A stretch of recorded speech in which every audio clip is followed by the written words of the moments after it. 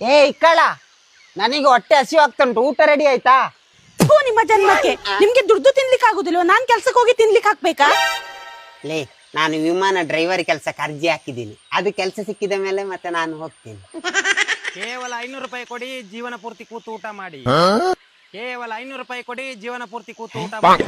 ಹಾಗಾದ್ರೆ 500 ರೂಪಾಯಿ ಕೊಟ್ರೆ ಜೀವನ ಪೂರ್ತಿ ಕೂತು ಊಟ ಮಾಡ್ಬೋದು.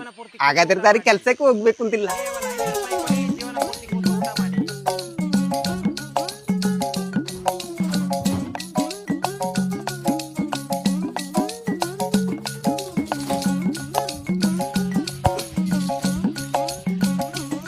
ಕೇವಲ 500 ರೂಪಾಯಿ ಕೊಡಿ, ಜೀವನ ಪೂರ್ತಿ ಕೂತು ಊಟ ಮಾಡಿ.